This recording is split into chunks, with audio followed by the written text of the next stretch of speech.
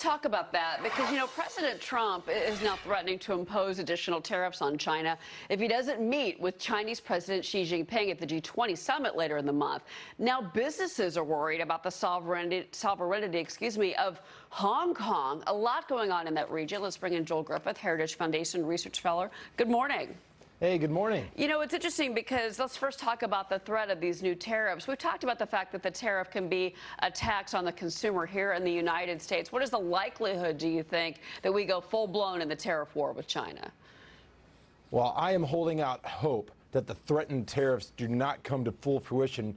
Just the tariffs that have been imposed already over the past year on Chinese imports are hurting the typical American family to the tune of $800 per year per family. If the tariffs are actually extended to all Chinese imports, we're looking at costs running in excess of $2,000 per family per year, which would erode most of the value of the tax cuts that were just passed. Yeah, you've got a lot of the Wall Street analysts now talking about the fact that this could indeed be, the new threat from China.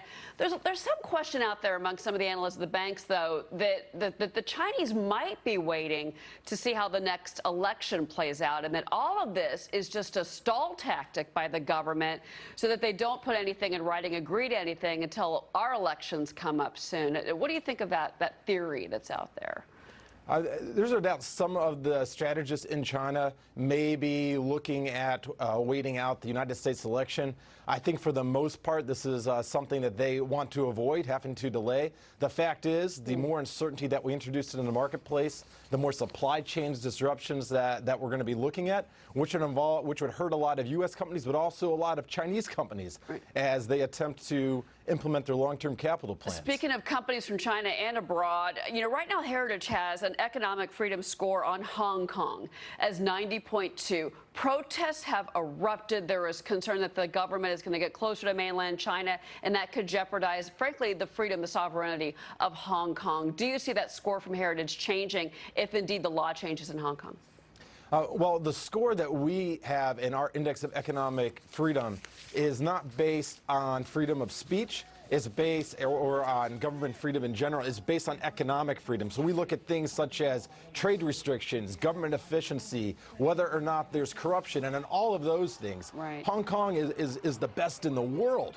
But the threat is that Beijing will be they'll impose more control over their interpretation of Hong Kong law. And right now, Beijing does have the ultimate authority to interpret the Hong Kong Constitution. And if that is extended to economic matters, this could indeed affect their economic freedom ranking. U.S. manufacturing certainly is a story that is tied to the Chinese, but I want to bring you home just for a second before I let you go. There is a really interesting piece in the Wall Street Journal talking about the economic decline of the southern states. Think the Carolinas, think Virginia, West Virginia, and that factory output is down, wages are low, and then this is a part of the U.S. economy that is in dire straits. What do you say to that, especially those Americans that are watching from those states? Well, that was a fascinating Wall Street Journal piece. The one concern is that it lumps together all of the states in the Southeast region together and actually leaves out two from the analysis, Texas and Florida, which have been some of the most booming over the past few decades.